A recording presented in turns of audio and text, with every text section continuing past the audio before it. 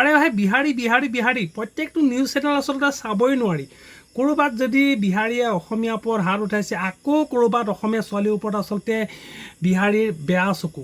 আৰু এতিয়া মোৰ ওচৰত এটা ভিডিঅ' আহি পৰিছে, য'ত নেকি এটা আচলতে বিহাৰীয়ে অসম চৰকাৰখনকে আচলতে প্ৰত্যাহ্বান দিছে যে আমাক অসমৰ পৰা কোনেও খেদিব নোৱাৰে। আনকি ইমান সাহস তাৰ, সি হিমন্ত বিশ্ব শৰ্মা আচলতে মুখ্যমন্ত্ৰীগৰাকীৰ নামো উল্লেখ কৰিবলৈ ভয় কৰা নাই।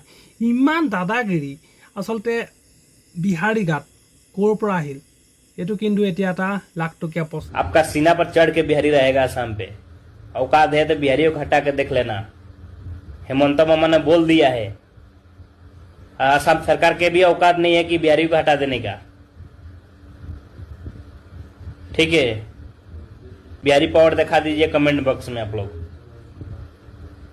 দুটকীয়া বিহাৰী শুন চা, তই অসমত এইবোৰ কথা কৈ লাভ নাই। অসমীয়া মানুহ আৱেগিক হ'ব পাৰে, কিন্তু তোৰ নিচিনা এনেকুৱা আচলতে ফটুৱা কথা কিন্তু শুনি নাথাকে হা। কেতিয়া মাৰ পৰিব তোৰ ওপৰত তাৰ কোনো ঠিকনা নাই। আচলতে মই কাকো উচতনি দিয়া নাই, কিন্তু অসমীয়াসকলক আচলতে ইমানেই মানে আপোনাৰ বেয়াকৈ কৈছে নহয়, মানে কি ক'ম, মানে কাৰ সাহসত সি কৈছে মই গম নাপাওঁ। কিন্তু এটা বিহাৰীয়ে অসমত আহি ইমান দম দিবলৈ আচলতে সাহস ক'ত পালে?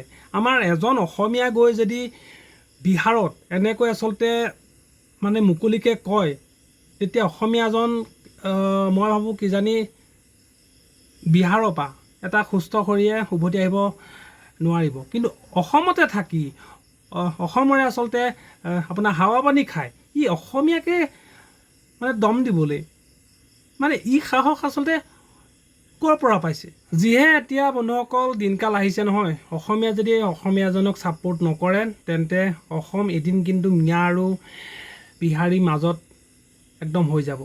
চ' আমি অসমীয়া যিখিনি আচলতে থলুৱা মানে ব্যৱসায়ী আছে সেইখিনিক আমি হেল্প কৰিব লাগে।